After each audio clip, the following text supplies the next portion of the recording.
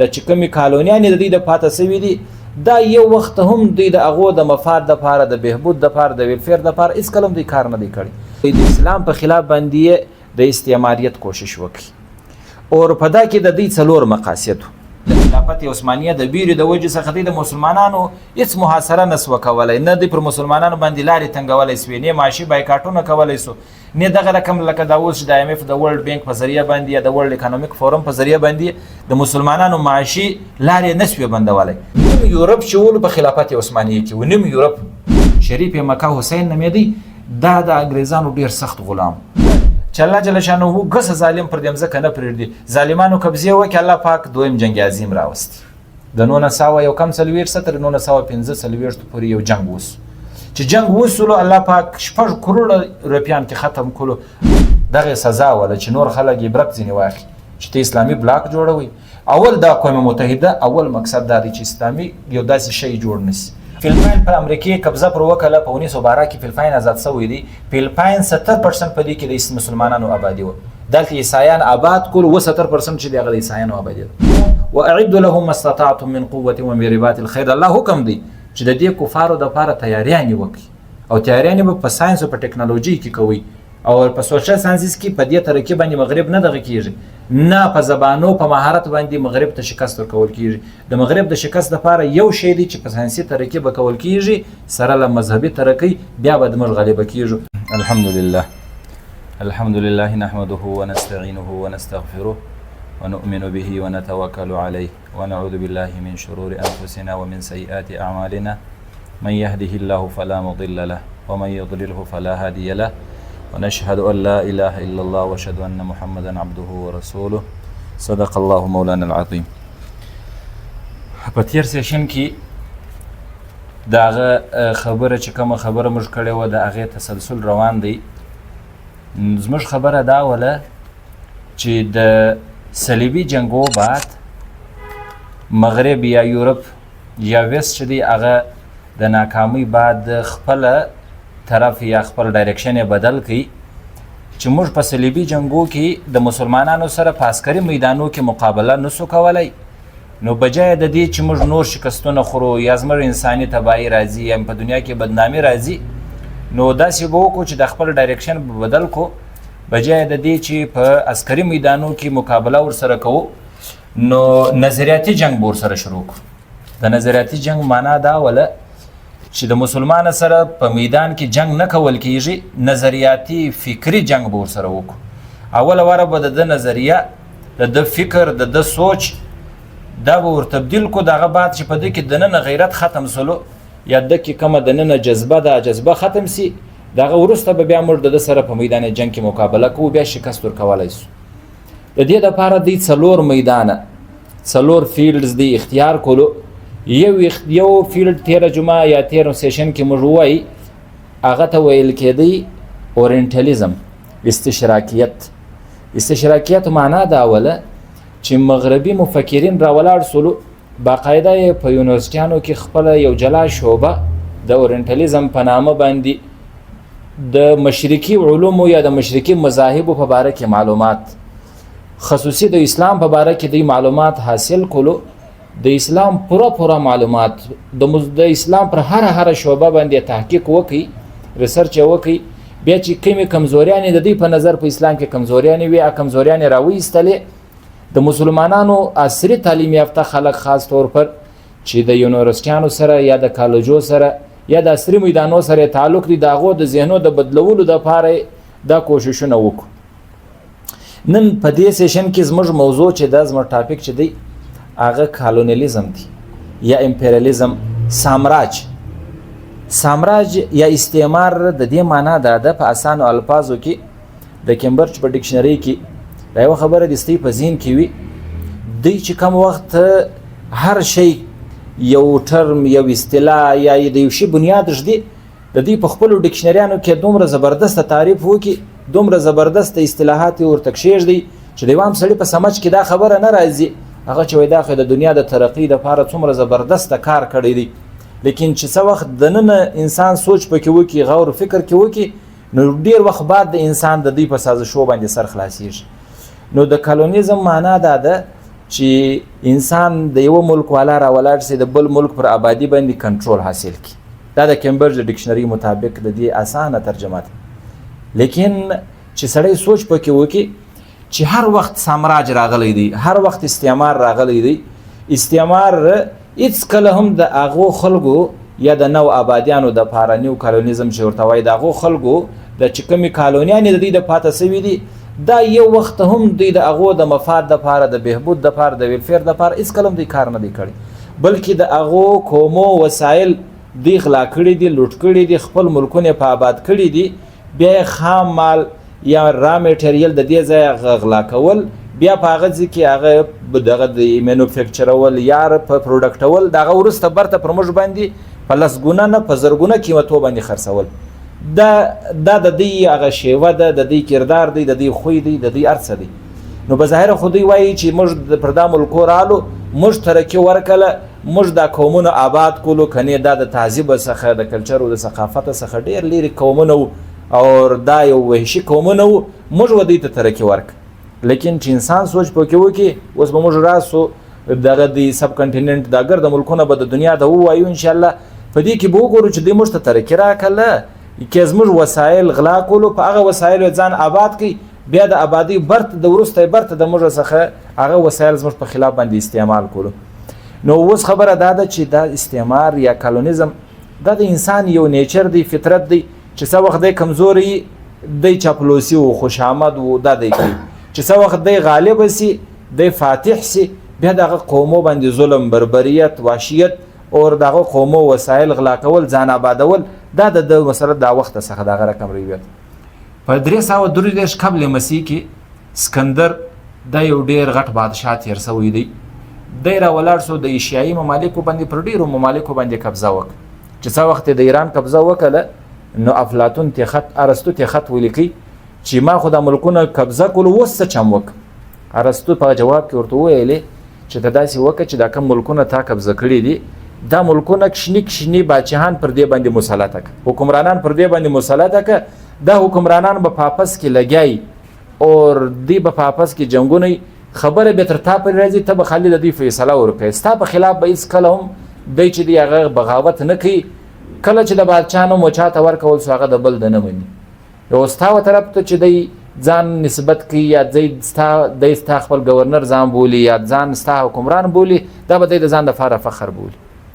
نو دغه فلسفه دغه وروسته اسکندر پر لارې باندې وفات سو، د ځوانۍ 33 ساله وفات سو، لیکن یونانیانو د ده پر دا خبره باندې عمل وکړي. 400 سال د ایشیا ممالک چې ولو هغه دغه فلسفې تات پاپس کې جنگونه ولو، دست ګریبان وو او دوی پر هغو باندې حکمراني کوله یونان. خو برحال اوس موږ دا خبرې ته راځو چې استعمار خو یو ډېره غټه اصطلاح ده، یو ډېر غټه ټرمینالوجي ده، خو په اسان الفاظو کې موږ دا وایو چې مغرب چې څه وخت کوشش وکړي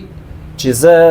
حوس زر او په دنیا کې مثلا مال جیر جمع کم، پراپرټیانې جمع کم، پر دنیا باندې قبضه وکم، د دې قبضې د کولو دپاره دوی کوشش وکړي د دې په مخ کې بل داسې یو پاور، یو قوت، یو داسې څوک نه ولو چې د هغه خلاف د دوی جنګ وکړي. نو دوی راولاړ سولو د اسلام په خلاف باندې د استعماریت کوشش وکړي او په دا کې د دوی 4 مقاصد چې څه وخت دوی پر عالم اسلام باندې د استعمار د کوشش کولو 4 مقاصد. اول مقصد د دوی دا چې تر دې مخکې واره د استعمار چې راځي د 2 مقصد دی. یو مقصد یې دی چې زر و اقتدار چې کوم دی هغه حاصل کړي. دویم مقصد د دی چې دی نسلی تعصب او فخر دی لري، دی پر د خپل خبره باندې دی ځان ته ډیر زیات پراود ورکوي چې زه ډیر زیات په دې وجه سره چې د دنیا ټول قومونه دا زما دپاره پیدا سوي دي، پر د مځکه باندې یو زه د دې وړ یم چې زه حکمران سم، لکه څنګه چې انګریز دا وایي. انګریز په خپله دا د انګریز خبره دا ده چې انګریز په دنیا کې یو ملک دی، دا چې انګریزان ورته وایي مخکې لا 4 دغه ولو سکاټلینډ ولو دغه د ویلز و او برطانیا یو 4م دغه ورسره خو هغه هم اوس ځله جلا سو. دا چې دی دا خالي د یوه ملک نوم انګریز دی، انګریزي د برطانیا یا انګلستان چې ورته وایي، د نور دنیا چې دا نور یورپ دی دا انګریزان نه دي، انګریز خالي دغه یو ملک دی. خو انګریز ډیر زیات مکار، ډیر زیات چمبازه، ډیر زیات عیاره دی، بې انتها چمبازه قوم دی. د دنیا حکمران کوم تیر شوی دي، ظاهره خبره ده، هوښیار به هم وي، چمبازه به هم وي، عیاره به هم وي. نو دغه چې کوم دی انګریز ځان ته دا وایي چې د ټوله دنیا ستا دپاره پیدا سوې ده. ته هغه واحد قوم یې، لکه څنګه چې یهودو ویلې چې نحن ابناء الله و احباؤه، موږ د الله پاک زامن یو او موږ د الله پاک نیک بندگان یو. دا نور انسانان حیوانان دي، حیوانان د انسانان د خدمت دپاره پیدا سوي. انګریزانو مو دنیا ته په دغه نظر باندې ګوري، ځکه د پر دنیا باندې قبضه کوله. دنیا ته دا ویل چې زه تا ته تهذیب او سیویلایزیشن او کلچر در کوم، کني دغه زه نه یم راغلی چې زال ته وخت ځای کوم یا دغه ځای کوم د دې دپاره. نو یوه خبره خدا سو د استعمار یعنی د سامراج د راتلو دلته څلور مقاصد پر دنیا باندې د قبضې کولو. اول مقصد یې دا و چې اسلامي خلافت ختم کړي. اسلامي خلافت 1200 کاله خلافت عثمانیه چلیدلې دي پر دنیا باندې. د اصل مقصد دا و چې خلافت عثمانیه ختم کړي. دویم د مقصد دا و چې پر مقامات مقدسه باندې قبضه وکړي. د سلطان صلاح الدین ایوبی د صلیبي جنگو په وخت کې د یو څو عمر د پاره 26 کاله د پاره یو څه دی لره بیت المقدس په لاس ورلی، بیا برته قبضه چې د هغه وکول سول. نو چې وکول سول دی دا ویل چې موږ برته مقامات مقدسه، نو د دې دپاره فلسطین څه حیثیت لري؟ هلته دغه جان سینټ چرچ دی، د دې د نظریې مطابق چې عیسی علیه السلام په دا قبر کې پټ دی، ځکه دا د دې په نیز باندې یو مقدس مقام دی. عیسایان په قرآن شریف کې الله پاک ودې ته ویل سوي دي چې غیر المغضوب علیهم ولا الضالین. عیسایان سادهګان دي، د دوی وشاته ګرده چې دی هغه یهود پټ دي. یهود باندې د الله پاک غضب او لعنت دی. او یهود چې دی هغه بیا یروشلم هیکل سلیمانی د دې حالت دی و عیسایانو ته په خپله خود څه کولی نشي، او مالی مدد و قوت و د فتنې په شکل کې، د خطا ایستلو په شکل کې عیسایان را مخته کوي، خو اصل هدف چې کوم دی هغه د دې خپل وي. نو دغه د دې دویم مقصد مقامات مقدسه. دریم باندې پر عالم اسلام باندې قبضه. څلورم صورت دا دی چې عالم اسلام د دنیا د نقشې سمیټاول. دا څلور دی مقاصد. اوس د دې د کولو دپاره تاریخ کې استعمار په یوه واره باندې قبضه نه ده کړې چې یو واره رالی دی پر موږ باندې غلبه وکړه، قبضه یې وکړه، بلکې څلور سټیجز دي یا اووه مرحلې دي. په سوکه باندې استعمار قبضه کوله په دغه اوس سټیجو باندې تر دې ځایه پورې راورسېدل چې دنیا یې اوس نظریاتي او فکري طور د دې تر قبضه لاندې ده. اول کار دی دا وکړي چې معاشي او پر دنیا باندې اقتصادي او معاشي قبضه دی څنګه وکړي. ځکه په دې وجه سره چې دوی دا سوچ وکړي چې تر څو پورې موږ پر دنیا باندې معاشي قبضه نه یې کړې، موږ خپل معیشت مضبوطه کړی نه یي، تر هغو پورې موږ پر مسلمانانو باندې قبضه نسو کولی. اوس دوی چې به اوله سره څخه دوی داسې نسو کولی چې دوی پر مسلمانانو باندې دغه د خلافت عثمانیه د بیرې د وجې څخه دوی د مسلمانانو هېڅ محاصره نسوه کولی، نه دوی پر مسلمانانو باندې لارې تنګولی سوې، نه معاشي بایکاټونه کولی سو، نه دغه رقم لکه دا اوس چې د IMF د ورلډ بینک په ذریعه باندې یا د ورلډ اکانومیک فورم په ذریعه باندې د مسلمانانو معاشي لارې نسوې بندولی. ځکه په دې وجه سره چې خلافت عثمانیه ژوندی ولو د هغه څخه یورپ بې انتها زیات بیرېدی. دوی به داسې وکړو چې د مصر تر ساحله پورې به رالو، بیا به دغه وروسته د مصر چې تر ساحل پورې دغه سو، بیا به په روښانو باندې د خپل مالونه تر چین و تر هندوستانه پورې یا تر سب کانټیننټه پورې به دوی دا مالونه رسول. یوه لارې دا وه. دویمه لارې بیا د شام پر ساحل باندې به دوی خپل دغه د مالونه دغه کو، بیا به په روښانو باندې بارول، بیا به تر هندوستان یا تر دا ځایو پورې تر چین و تر دې علاقو پورې به دوی تلل. لیکن چې څه وخت خلافت عثمانیه د دې سره بنده راله، خلافت عثمانیه راولاړ شو، دا دواړې لارې پر دوی باندې بندي کړې. چې دواړې لارې پر دوی باندې بندي کړې، دوی مجبور رسول. چې مجبور رسول په دا دوران باندې قدرتي د الله جل شانه بس انقلابات دي، تبدیلیان دي راځي. پر مسلمانانو پر سپین باندې 800 کاله حکومت وکړي. چې څه وخت خلافت عثمانیه پر دوی باندې د لارې بندي کړې، په دغه شپو کې په سپین کې یو ډیر ظالم بادشاه فردینند راولاړ سولو پر مسلمانانو باندې داسې سختي ولګولې چې تقریبا په لکو انسانان یې وسوځل ژوندي، چې څه پاتې سو هغه په زور باندې عیسایان کولو، او دا اراده یې کړې وه چې زه به د سپینه څخه د مسلمان نوم لا میټاوم، د مسلمان نوم به لا میټاوم. یو کوچنۍ خبره تر غیرته پورې په دغه وخت کې قصر الحمراء د غرناطې یو داسې محل دی چې اوس هم دنیا ورته حیرانه ده چې څنګه ښایسته محل دی. عبدالله نمیدی د غرناطې آخري بادشاه چې څه وخت د محله سره راوتی او فردینند ته ولوزه د دې محله سره دی راوتی، چې څه وخت راوځي نو پرې غونډي باندې خپل محل ته شاته وکتل وې زړل مور ورته راولاړ سه بې غیرت دا په بې غیرتۍ باندې خلک محلونه نه پرېږدي اوس په دغه باندې تا چې څه وخت په میدان جنګ کې خپل زړه نسو سړولی اوس په بغارو باندې زړه سړی بې غیرته راولاړ سه ته بې غیرته نو مسلمانان چې د دا ځای څخه راووتلو د سپین څخه نو عیسایانو کوشش دا وکړي چې دا اول دغه د چې مسلمانانو کې چې سپین مرزین ونیوي اوس مسلمانان چې کوم دی هغه د موږ سره هېڅ نشي کولی د استعمار جذبه پیدا سوله زړه یې پیدا سو استعمار په زړه کې یوه مخکې جذبه درلودله د استعمار څخه زما مقصد یورپ دی پوره یورپ دا عیسایي ریاستونه دي 22 ریاستونه خالي د یورپ دي دې ته ویل کېږي عیسایي ریاستونه یا موږ چې ویسټ وایو دا استعمار دی دا استعمار مخ ته روان دی ګرد پر مسلمانانو باندې قبضه کړي زړک دغه کې موږ ویلې چې سلطان محمد فاتح چې څه وخت د قسطنطنیه فتح کړه د قسطنطنیه د فتح کېدو بعد عیسائی دنیا پر دوه حصو تقسیم و یو مرکز د دې چې دی ویټیکن سیټي په روم کې ولو او دویم د دې مرکز په قسطنطنیه کې آیا صوفیا ولا چې دی استیپایت کیږي چې دغه د اوس موجوده بادشاه د ترکی بادشاه چې خلاصه کوي چې المنظم پکې وکي هغه مرکز د دې ولو چې څو وخت عیسایانو هغه قبضه کوي نو دواړه د مغرب او د مشرق دواړو کلیساو د پوپ په نگرانی کې پوپ د دې د دغه دنیا مشر دی د پوپ په نگرانی کې دی راولاړ شو اتحاد وکي د هغه وخت څخه د دې جذبه و چې موږ به د مسلمانانو څخه د انتقام اخو د هغه وخت څخه استعمار د کوششونه شروع چې استعمار کوششونه شروع کړو نو اول واره د مسلمانانو کوشش دا شروع کړي چې معاشي دغه وسی نو چې معاشي تنګي د کولو د لپاره خلافت عثمانیه د دې لارې وتړلې دی راولاړ سول جذبه یې هغه وله لیکن صرف د معیشت د مضبوط کولو د لپاره په دنیا کې مهمونه واستول یو د پرتګال بادشاه ولو چې هغه مینوئل نومېدی او یو چې کوم دی هغه د سپین بادشاه فردینند نومېدی دا دواړه راولاړ سول په تاریخ کې به په د کتابو کې ویلي واسکو ډ ګاما او کریسټوفر کولمبس دا دوه نمونه به اورېدلي دا دواړه واسکو ډ ګاما او کریسټوفر کولمبس دا دواړه د ټمپلر تنظیم سخت عیسایان ټمپلر دا هغه تنظیم وو چې په دغه کې فلسطین کې چې څو وخت مسلمانانو پر فلسطین باندې قبضه وکړه دی هغه خونخوار غله ډاکوګان ظالمان د انسانانو د سینې چچلو والا یو تنظیم ټمپلر نومېدی دغه ټمپلر تنظیم چې ولو دا په دنیا کې مثلا لکه اوس بلیک واټر دی دغه رقم سخت انسانان تنګولو د پاره سلطان صلاح الدین ایوبی چې څو وخت دی د فلسطین په واخستلو دی ولاړو یورپ لره چې یورپ لرلاړو الته نوم بدل کی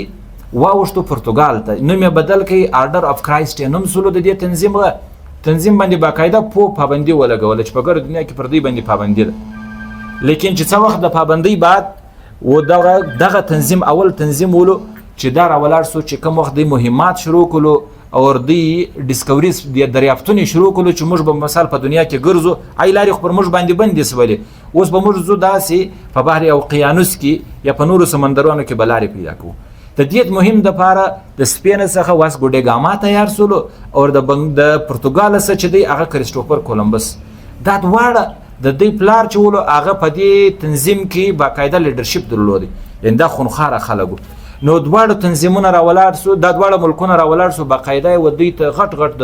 د درو کالو راشن پیسې شان دای ورکولو دا دواړه په مهم سره روان کړ نو کولمبس راولاړ سو چې روان دی وس د سونې چړیا هندستان سب کنټیننټ پیدا کړي د سب کنټیننټ د پیدا کولو په ځای د ولاړی امریکا ته امریکا دریافت کړه واسکو ډ ګاما رالی کیپ ټاون ته یا د افریقې پر لار راوتی رالی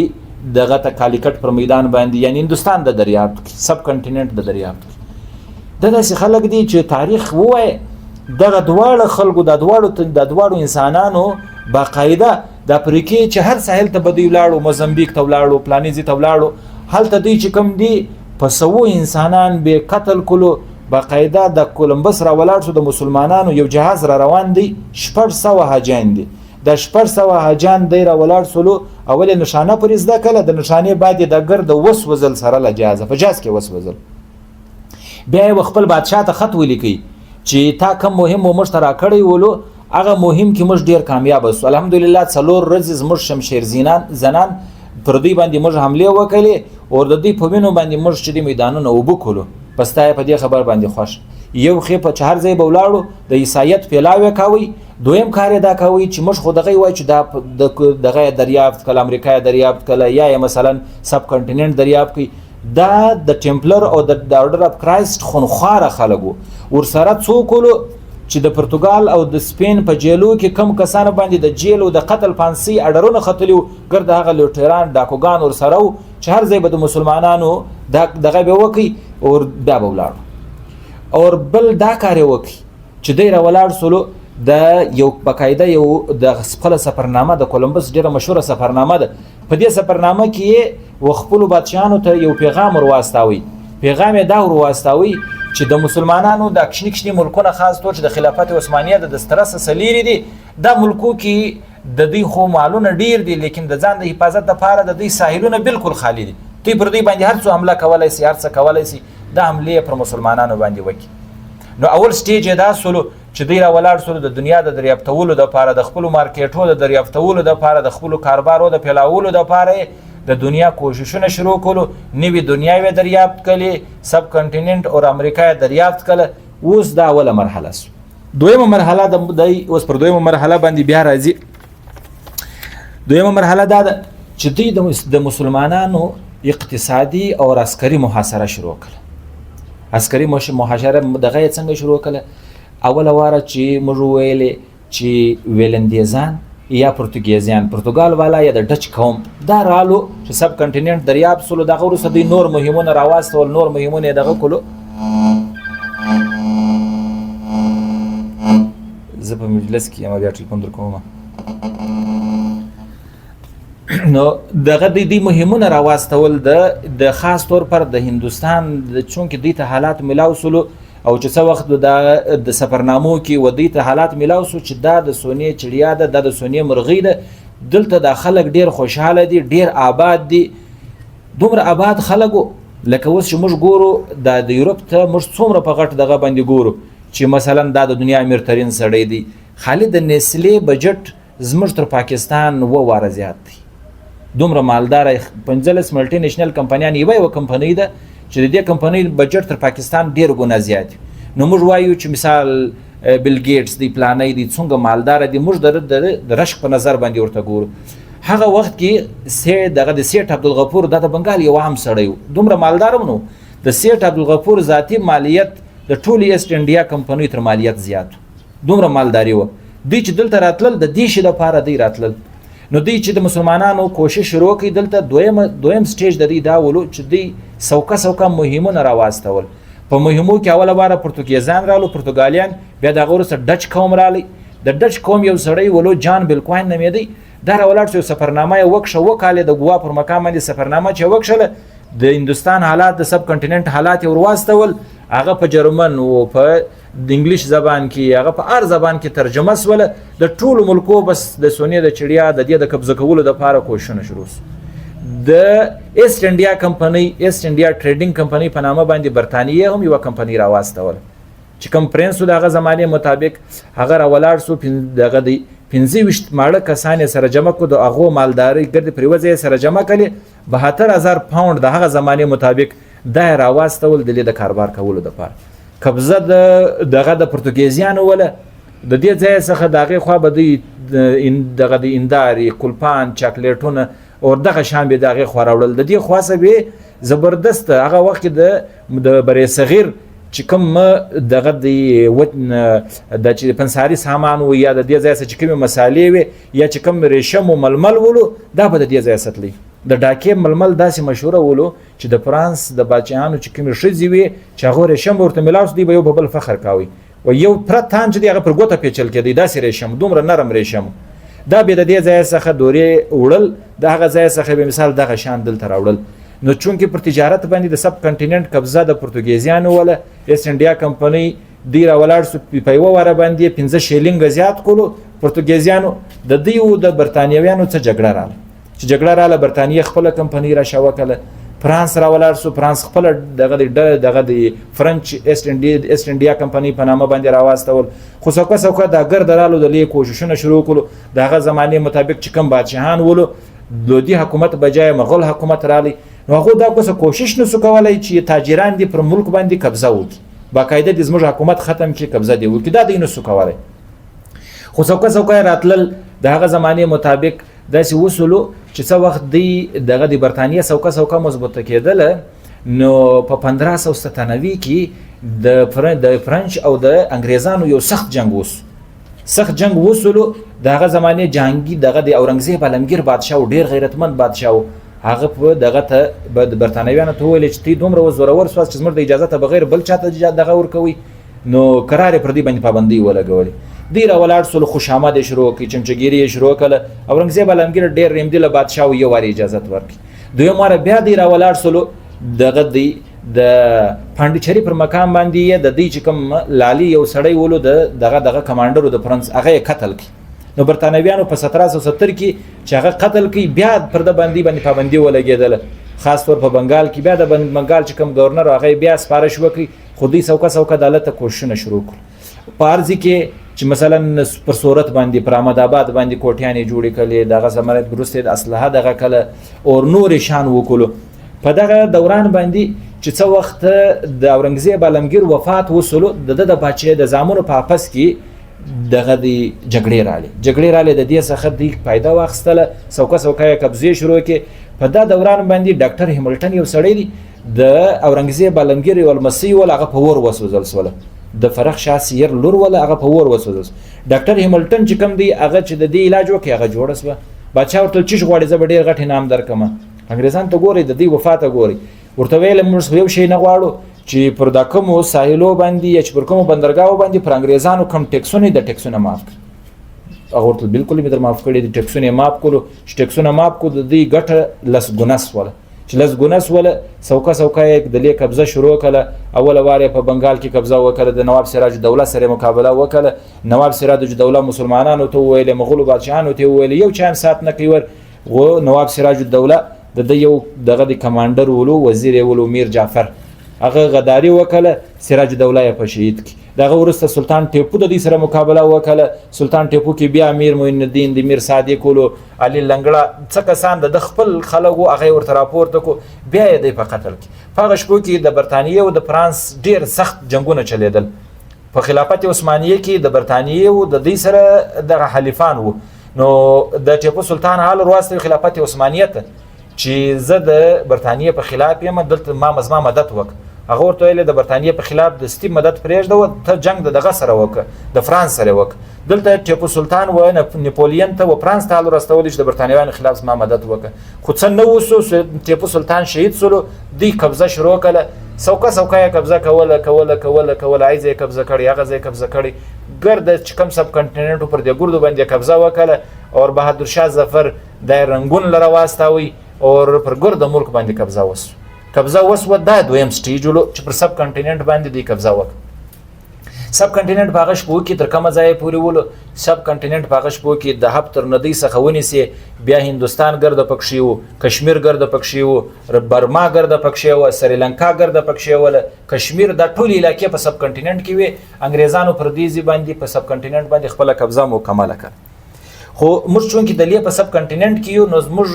لږ پکار دي چې د دې حالات دا وای دی خالد دلته قبضه نه کې شروع دا خو برتانیې دا قبضه شروع کې نور استعمار هم درته وایم خو په دا دوران باندې په 1880 کې په 1890 کې په 1913 کې درې واره کوشش وکړي پر افغانستان باندې د حمله کولو درې سره واره د افغانستان سره شکست وخوړي لیکن دا یو کار وکړي چې په افغانستان کې په هغه زمانه کې څلور خلک چې یو کې باندې د ګری تیر سولو شاه شجاع ولو امیر حبیب الله خان او امیر عبدالرحمن خان او امیر دوست محمد خان دا څلور کسان د دې تر اثر لاندې خو مطلب متاثر وو د دې څخه د دې خبره ورسې منل نور تاوان خنور ورساوي دوه تاوان ورسول یو تاوان دا ورساوي چې د ډیورند لاین د افغانستان دغه سولو او یو د ګندمک معاملې دغه د معاهده په دی باندې وکړه دا علاقې د دې څخه مطلب په چم کې واغسته د سولو کالو د پاره نور په افغانستان څخه چم نه وکړي خو بهرال سازشو تا افغانستان سل کاله شاته کوي د افغانستان د نن جنگونه دغه د امیر امان الله خان او د حبیب الله خان په شپو کې ډیر غټ جنگونه سوي دا د دې سازشونو بل خو ته روس هم استعمار دي روس ډیر غټ استعمار دي روس کوششونه شروع کولو روس چې دی د عیسائی ریاست نو په 1928 کې د دې اول سړی ولو چې هغه عیسایت قبول کړي ارتوډوکس د دې فرقه ده. بیا څوکه دی را ولاړ سولو په 1100 کې د یورپین دغه افسرانو باندې خپل فوجانو ته ټریننګ ورکړي. د ټریننګ بعد یې څوکه په هغه شپو کې خلافت عثمانیه او روس سره څنګ پر څنګ باندې دي. خلافت عثمانیه روس را ولاړ سو. د خلافت عثمانیه په خلاف باندې مختلف جنگونه شروع کړو. جنگونه څوکه کول مختصر درته بیانوم. د بلکان ریاستونه نیم یورپ چې ول په خلافت عثمانیه کې و، نیم یورپ د بوسنیا هرزګوینیا او دغه د بلکان اته چې د عیسائی چې د ګریب دنیا مرکز دی روم دا هم په دغه کې ولا مقدونیا نور ملکونه تقریبا 12 ممالک دغه په قبضه کې. روس څوکه دی راپورته کول د مسلمانانو په خلاف باندې جنگونه وکړو. په 1764 74 پورې د 10 کال مسلسل د روسو دغه دی جنگونه شروع ولو د خلافت عثمانیه. روس استعمار دغه سره فرانس استعمار دی. فرانس چې د سب کنټیننټ څخه برتانیه وېستي، فرانس ولاړی د عربو ملکوت الجزائر، مراکش، تیونس دغه سره دغه د شام، مصر دا ګرد تر فرانس تر قبضه لاندې ولو. لیبیا، اریټریا، سومالیا دغه ملکونه چې کوم ولو دا بیا د ایټلی تر قبضه لاندې وو. مختلفو ملکو استعمار دغه چمونه شروع کولو. نو تقریبا په 16مه صدۍ کې د دې تقریبا تر 1922 پورې د استعمار قبضه مکمله شوه. دا دویم سټیج استعمار مثلا څوکه دا قبضه را کولې د مسلمانانو ټول ریاستونه یا ټول ملکونه دا ملکونه د دې تر لاس لاندې سولو. په دې کې د روس تر قبضه لاندې تقریبا 12 ممالک په هغه کې یو لکه یوکراین او نور څه ملکونه دي، بلغاریا او دا ملکونه دا عیسایان ولو. خو روس هغه هم قبضه کو. د مسلمانانو تقریبا 10 ریاست د دې په قبضه کې. دا دویم سټیج. دریم سټیج ته وسرازو.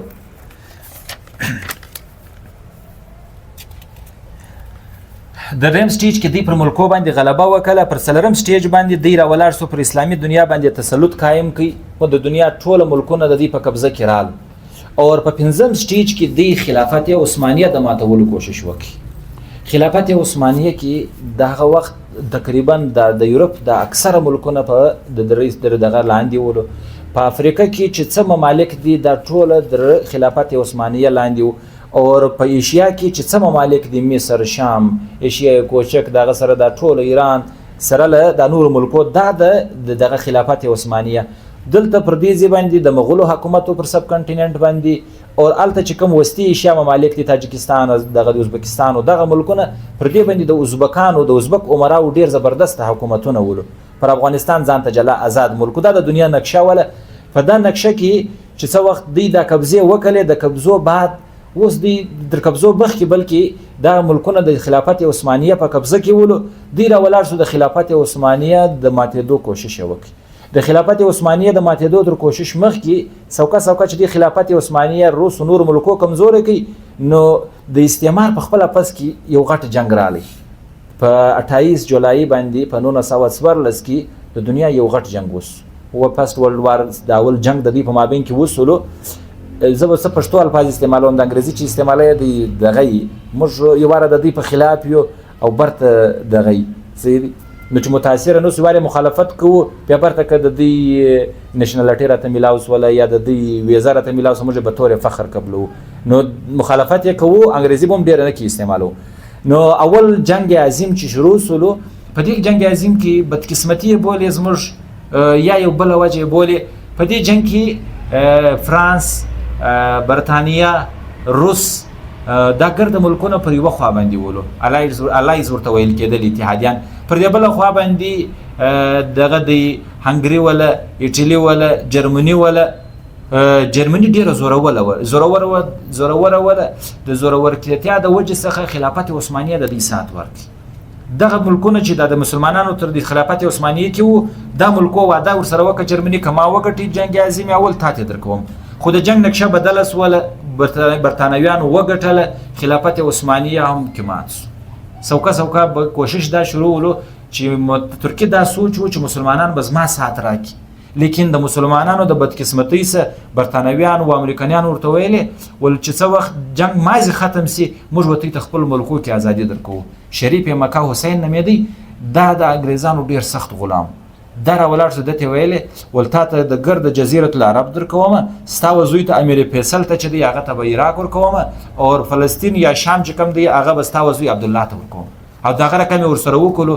نو خلافت عثمانیه خو دا سوچ کوي چې دا به اوس بغاوت شروع کړي د برټانیانو د دې په خلاف باندې، لیکن هغه باوجود د دوی راولاړ سولو د مسلمانانو د خلافت عثمانیه په خلاف باندې دوی د انګریزانو سات ورکړي. انګریزان و دوی ته د ځمکې ورکړي. د مسلمانانو د خلافت عثمانیه پر 40 ممالکو بجای صرف بس خلافت عثمانیه پاتې شو. خلافت عثمانیه پاتې سولو. نو دا چې څه وخت پاتې سولو سوکه دوی دا رقم وکړو د 14 بعد چې 18 رالی. په 18 کې بیا بلکان باندې راپورته کړي، روم یې پر راپورته کړي، دا ملکونه پر خلافت عثمانیه باندې راپورته کړو.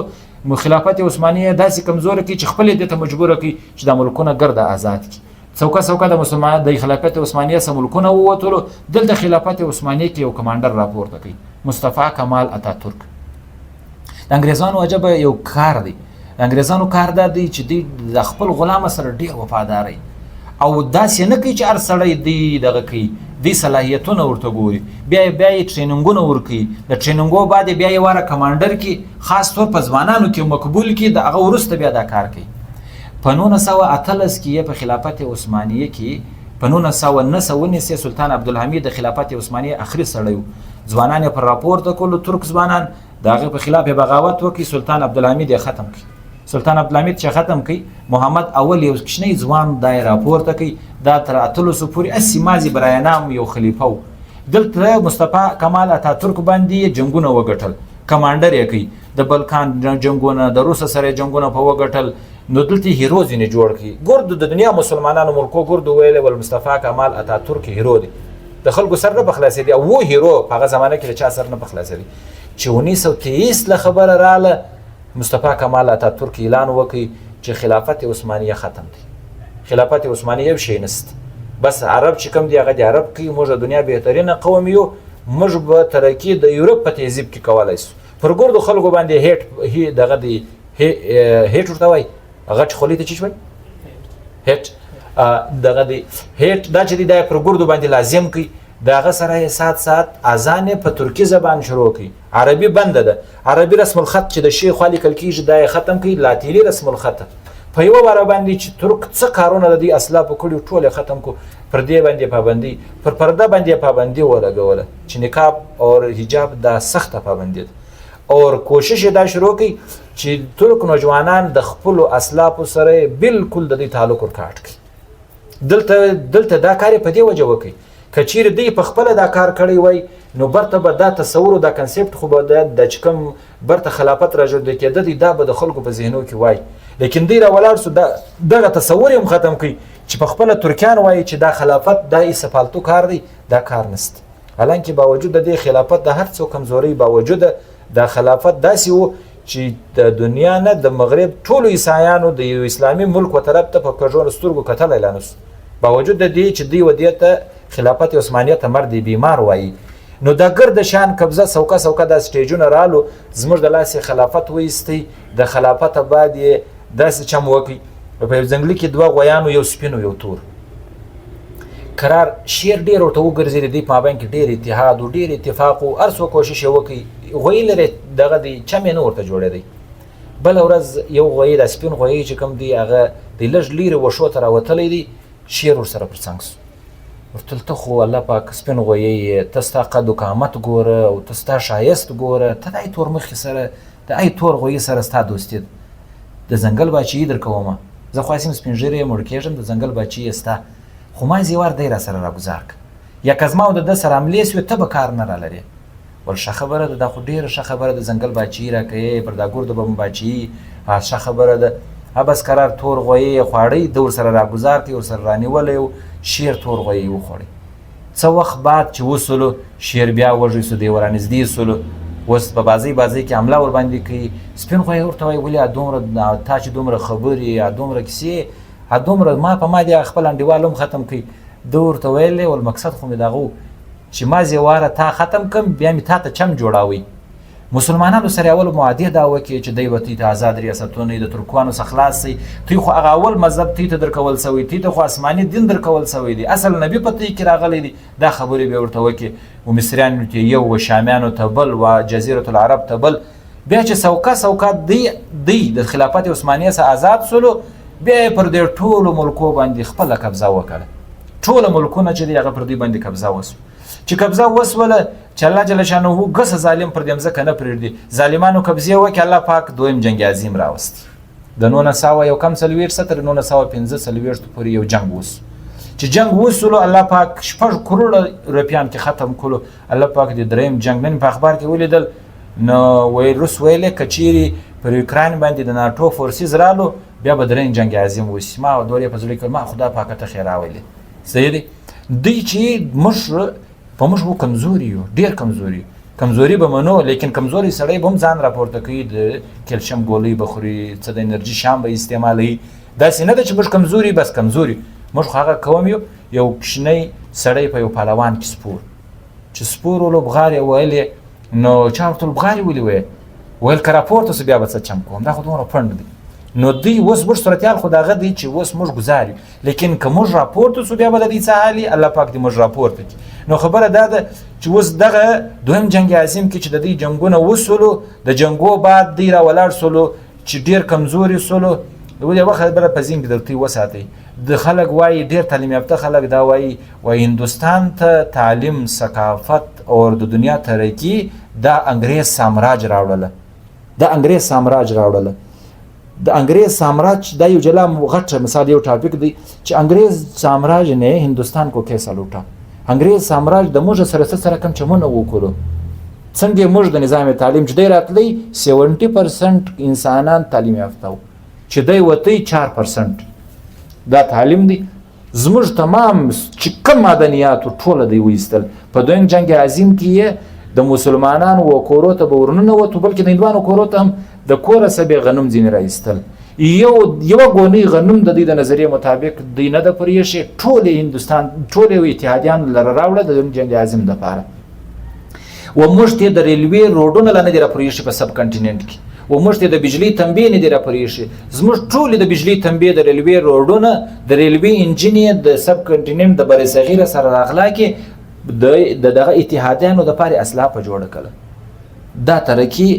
دا ودی و موږ ته ترقي راکړله زموږ نظام تعلیم دی رافیل کوي ټوله کارونه په هېڅ وخت کې سامراج چې پر کوم ملک راغلی دی یو شی نه دی پرېښی امریکا راغله په افغانستان کې د 2000 څخه بیا تر 2021 پورې په افغانستان کې د تعمیر یو شی نه دی کړی حتی چې کوم سکولونه جوړول په فایبر باندې سکولونه جوړول او چې کوم هسپتالونه جوړول په فایبر باندې هسپتالونه جوړول او چې کوم د ځان د حفاظت لپاره چې کوم ځایونه جوړ کړي ولو خاورې او دا شان هغه یې پرېښول دغه بعد یو شی نه دی پرېښی چې وتل خپله اسلحه یې ټوله دغه د ناکاره کړله بیا ووت اوس دغه خلک موږ ته وایي چې هیومنیزم دی د بشریت په نامه باندې موږ ورته ته ترقي درکوو د ترقۍ معیار دغه دی اوس د ترقۍ معیار وګوره زموږ او د دوی په مابین کې دا د ترقۍ معیار دی خو بهرحال خبره داسې وه چې په 1945 کې چې دوی څه وخت کوششونه شروع کړو دغه دوی تباه و برباد سولو اوس یې کوشش دا شروع کړي چې مزید موږ هېڅ نسو کولی نو په د یو ان په شکل کې د وتلو بعد د اقوام متحده په شکل کې زموږ لاسونه و پښې راوتړل اقوام متحده د دوو شانو دپاره جوړه سوې ده دلته ډېرې ادارې کار کوي تیماز بیا سوچ پکې کوي د اقوام متحده دوه مقصد وو یو مقصد یې دا دی چې مسلمانان پر بین الاقوامي سطح باندې خپل پلیټفارم نه کې جوړ لکه خلافت چې وو د دې متبادل بل پلیټفارم نه کې جوړ یو پلیټفارم د مسلمانانو د ستا OIC سیدی OIC چې څه وخت د ملک وزیر اعظم ول راځي د امریکا سره ټلیفون ول راځي وای زوی د خبرې بکوي کله څنګه خبره کړي او کاشتر کوم د ستورت وای باقاعده او چې چا کړي دی یا خبرې کړي دي دا غو صورتحال به د چاره کمی لکه د بټو رقم بټو خرکه الته دغه کې اسلامي بلاک جوړاوي چې په جده کې به موږ یو دغه د اسلامیک ډیولپمنٹ بانک به جوړو نو سزا یې داو داغه سره څوک ملګری وو شاه فیصل ملګری وو په خپل راره په خپل کور کې وویشت داغه سره معمر قذافي ملګری وو پر روډو یې راوسکاوي داغه سره صدر صدام حسین ملګری وو او د اختر په ورځ سار لوی اختر و د شهید کی دغه سزا ولا چې نور خلک عبرت ځنی واخلي چې اسلامي بلاک جوړوي اول د اقوام متحده اول مقصد دا دی چې اسلامي یو داسې شی جوړ نشي او دویمه خبره د اقوام متحده دویم مقصد دا دی چې بیا د غټو ملکو په مابین کې بیا دویمه جنگ رانیسي اقوام متحده د غټو ملکو لپاره کوشش دا کوي چې غټ ملکونه ځلوږي شي د دې په مابین کې جنگ راځي اقوام متحده په مابین کې راسي او د مستقل سلامتی کونسل د ویټو پاور 15 ملکو ته ورکړی 15 ملکو ته ورکړی دي کم ملکونه دي ته کوم څه تاریخ وایي امریکا ده برتانیا ده روس دی چاینا ده فرانس دی دا 15 ممالک دا د ویټو پاور لري امریکا یو سل 28 وار خپل د ویټو پاور استعمال کړی دی یعنی که خالد امریکا نه وخواشه امریکا خالد نه وخواشه نو هم په چې هر خبره په دنیا کې کیږي امریکا وايي ز خپل د ویټو پاور یعنی خپل اختیار استعمالوم دا خبره زمانه ده خوښ یو سل 28 وار استعمال کړی چین خالد 15 وار استعمال کړی نو خبره دا ده چې دا ملکونه د سره باقاعده دغه دا یو د دې د دنیا د کنټرولولو لپاره دی ووتلو لیکن دی را ولاړ سولو کوشش شروع کړي د ورلد بانک د ایم ایف او د ورلد اکونومیک فورم په شکل کې د ملکو ته قرضې ورکړي قرضې پالیسي سازه قرضې دي پالیسي سازه قرضې څه معنی پالیسي سازه قرضې دا معنی چې پاکستان وتا ته قرضه درکومه پر دا قرضه به دغه باوجود د سود باوجود ته په نظام تعلیم کې 1% دی مخکې 3% نظام تعلیم ته 1% د زموږ په بجټ چې تعلیم د کمزوري سي دویم بجلی بګرانه ګیس بګرانه اشیاء خوردنی بګرانه دا شان ګران که ما تخپل پیسې را ادا دا وخت د پاکستان د دیوار میش به د دې کال بجټ پیښ سو 18000 عرب روپے زموږ بجټ په دې کې 10000 عرب روپے چې کمی دي هغه موږ به دغه بیرونی قرضو کې ورکو یعنی زموږ د بجټ تقریبا درنیم زیاته حصہ چې کومه دا غدي مرسته په سعودي قرضو کې وي پالیسی هم زموږ د جوړي خارجه پالیسی ستاده تعلیم پالیسی ستاده نظام تعلیم سکول کتابونه نه دي دا ګرد د اقوام متحده زیری اداره در جوړي یونیسف در جوړي وګوره په ګرد دغه کې وګوره یو جهادي ستاهیرو پکښې دی وګوره یو داسې یو انقلابي سوچ ستاغه پکښې دی یو خبرم ستاده نه د پکښې خالی انار بکری پلانې ګرد پالتو کیسه یو کشنی ډرامه کې ور کړی جاوید او حامد سره گایش بس دا خبر وګوره دا ګرد نظام تعلیم د در جوړي نو چې د در جوړي بیا به تاسو وکی دا یو خبره دویمه خبره ده اقوام متحده د دې تر تسلط لاندې ده د اقوام متحده چې کوم چارټر دی یا د اقوام متحده چې کوم انټرنیشنل لا بین الاقوامي قانون دی دا صرف د مسلمان په خلاف دی د مسلمان په خلاف دی کته په پاکستان کې دا ویل چې توهین رسالت قانون دی د وته د حقوق انسانیت خلاف ورزي کوي دا سړی ته په پانسي نه ور کوي لیکن چې داغه وخت برته د انسانیت د حقوق خلاف ورزي چې څو وخت زوی سړی ته پر خپل توهین رسالت پابندي ورکوم د مال را راځي لیکن چې څو وخت د امریکا په دغه دی پر اسرائیل باندې په زورو انسانانو باندې حمله کول کیږي هغه کې دی خاموش دی هیڅ هم نس کول کېدلی څو وخت چې د مسلمانانو د عیسایانو جنگونه بیا د سات د ستره ورسیږي په ایست تیمور کې په مشرقي تیمور کې د عیسایانو د مسلمانانو جنگ د ملایشیا سره جلا کی د ستي امریکا ورلره ورسېده چې تر څو پرې د ملایشیا سره دوستي ولا د په قبضه کې چې څو وخت د ملایشیا سره بندراله په هغه سات کې باندې د عیسایان تور سودان زله دوی استه کې مشرقي سودان جنوبي سودان عیسایت هغه آباد علاقہ ورکه جنوبي سودان هغه کې د مسلمانانو ملک دي دا غسر سات سراسه دغه د جبوتی زله دوی استه فلپاین پر امریکای قبضه پر وکړه په 1912 کې فلپاین آزاد شوی دی فلپاین 70% په دې کې د مسلمانانو آبادی و دلته عیسایان آباد کول و 70% چې دغه عیسایانو آبادی دا رقم په مسلمانانو سوکا چې کم ځایونه د مسلمانانو صدا قبضه کوي دا ټول د اقوام متحده په دغه کې کول کیږي په کمانډ کې کول کیږي دویمه خبره ده چې در دې وشاتم د اقوام متحده لاست چې څو وخت ملکونه سره جنگیش که په 65 جنگ دی که د قطر جنگ دی دا په موږ باندې اقوام متحده کړی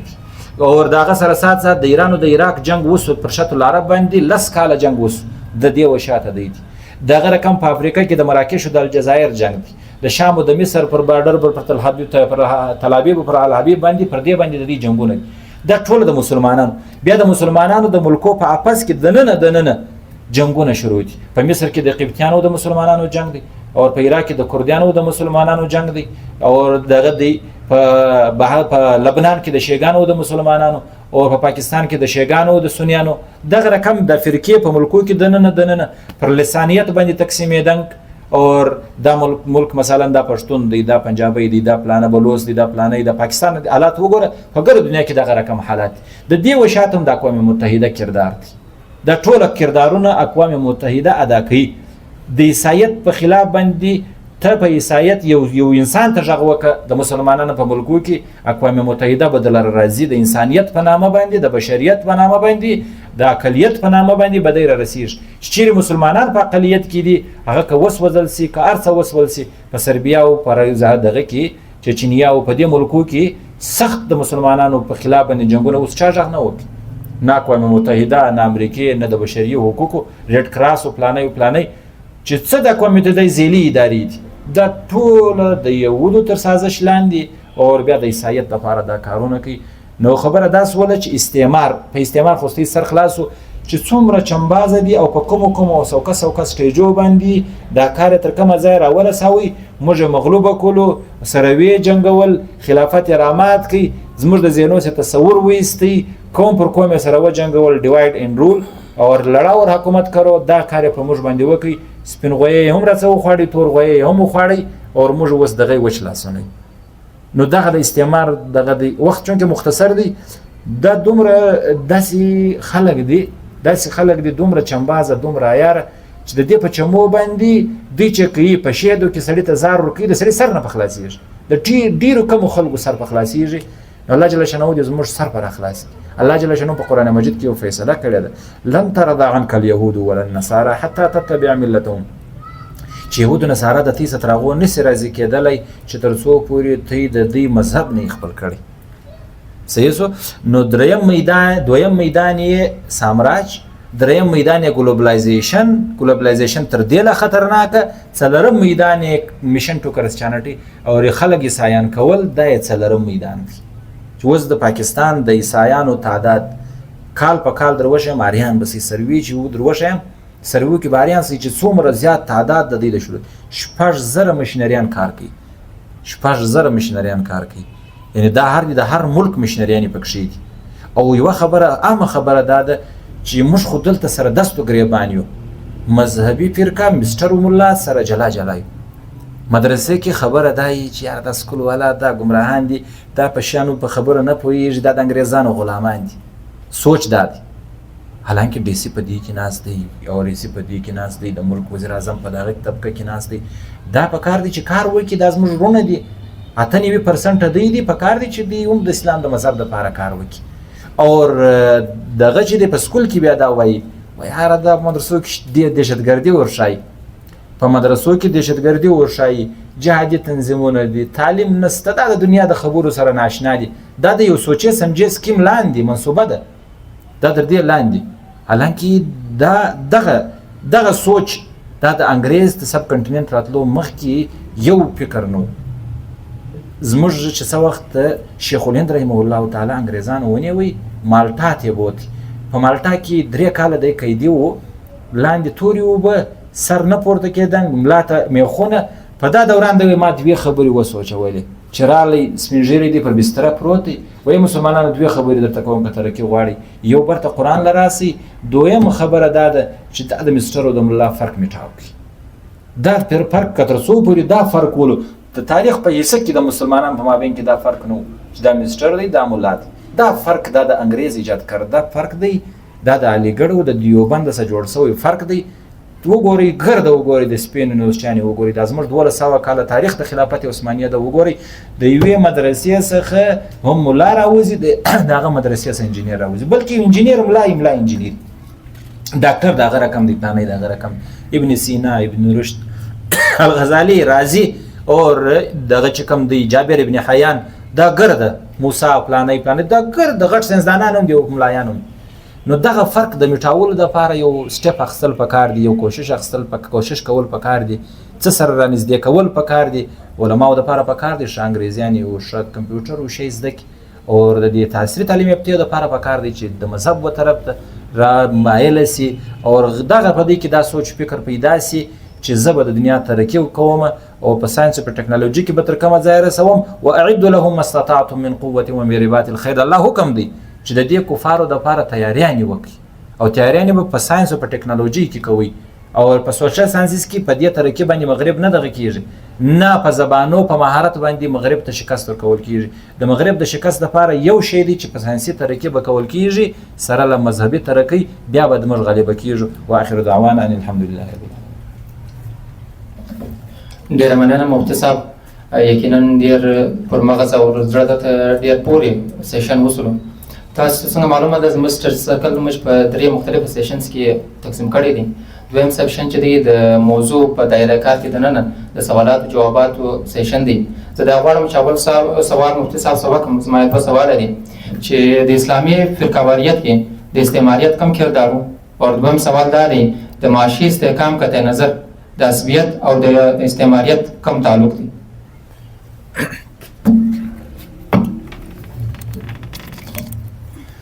د استعماریت سورسیز مثلا مختلف لاس یوله سورسیز دی په هغه کې یو غټ ذریعه دا ده چې مذهبي منافرت مذهبي فرقواریت دا د انګریز تر راتلو مخکې په هندوستان کې نو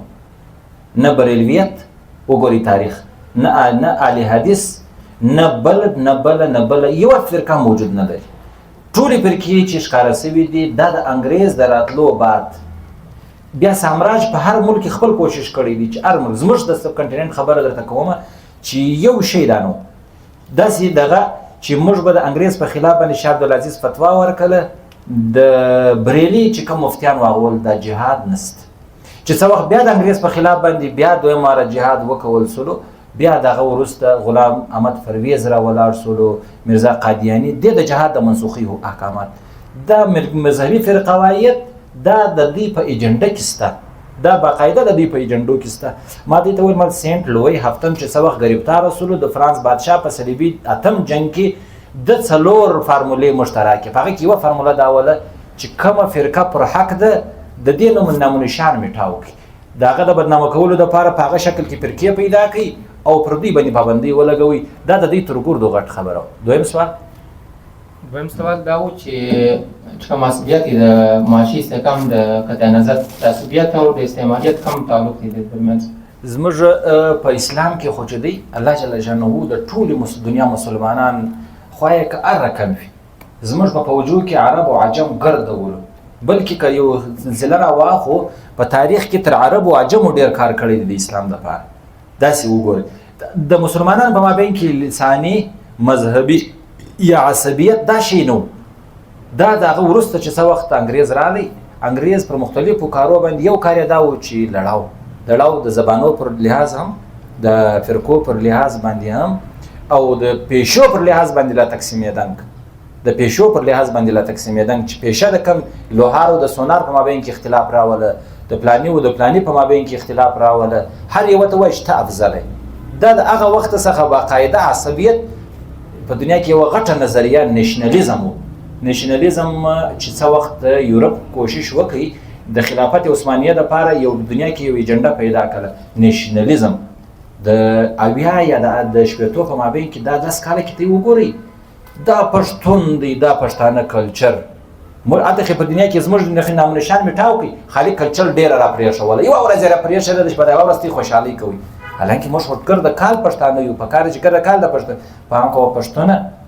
دا پګړۍ درنه بې قدر نیسي خړې خولۍ خړې صدرۍ درنه بې قدر نیسي ته موږ چې خولۍ مو اخیستې صدرۍ هم راڅه وکښلې او هغه د پلار او د نیکه ښایسته ږیرې دا یې هم ګرد راڅه واخیستلې وي نشنلیسټ څنګه نشنلیسټ یو موږ نشنلیسټ خو دا معنا چې زه چې ومه چې زه پښتون هغه قوم دی چې قوم من حیث القوم ګرد ایز ا هول ګرده پښتانه په یو ایمان راوړی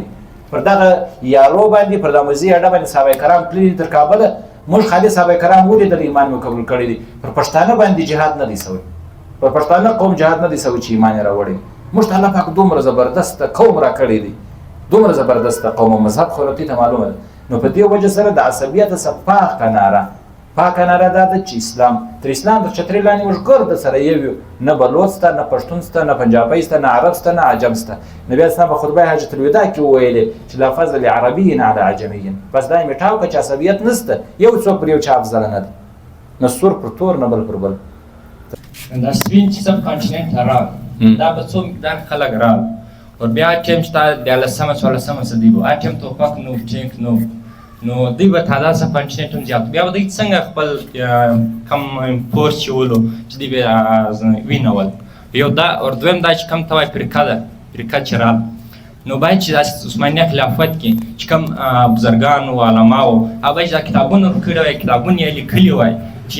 دا رقم نفقت په معاشره کې زیاتوي نو دا ولې دوی کمزوري دغه شپو کې چې څه وخت تقریبا دا 1700 دی چې دی 1600 دی چې هندوستان لرالو په دې وخت کې یورپ شولو لکه هغه تور دی خو به پرسوي وو بس دل غزيدي تازه په دې کې انقلابات راغلي ول د ډیرو دغه دی ډارک ایجز بعد د تیارې بعد دی سوکه په هغه شپو کې تازه توپونه ایجاد شوي توپ دا رقم کښنه چې لکه د ازمر ماشين دی توپ ورته وایي خو بس دغه عمر لکه ماشين او کراشنکو بس دا شی د موږ سره نو چې څو وخت دی پر موږ باندې دغه د کاملې کولې قبضه به کوله پر ساحلو باندې د مسلمانانو سره دغه د ماشين د جواب شي نو زموږ سره ماشينان نو د دې سره ماشينان ولو موږ په تور جنگ سره کاوي دی کاوي وس دا زموږ کمزوري ده خلافت عثمانیه خورکی دا سی ولو لکه غسړی چې لس کسان وي وسړی ته ورلسوي د چې وس وکمي وته ګوري هغه پر څټه وي بل پر مخ بل پر دې خلافت عثمانیه ته داسې موقع خلافت عثمانیه ته نسو ملاو د دې په اپس کې ګرد اتحاد دی یعنی که روس وو که برتانیا وو که دا چې د مسلمان په خلاف سي بیا اته چاینا هم د دې سره ملګری کېدل نو په دې وجه سره خلافت عثمانیه په خپل داسې کارو باندې اخته چې هغه بیا هم اشل شاباش 1200 کال حکومت څنګه ځنی وک پر بارډر سره پراته دي نیم په دغه یورپ کې دی او نیم په ایشیا کې دی دغه به وجود لا یو خلافت یو ترکانو و د ګردو تر مقابله هم کوله نو په دې وجه سره حالات داسې جوړ سلو چې دې دا د تاریخ حصہ د په ورځ نه دي سوي چې د انسان ورته پام سي په 100 کلونه پر دې شي تیر سوي دي بیا ورسته دا کار سوي دي انسان پام نه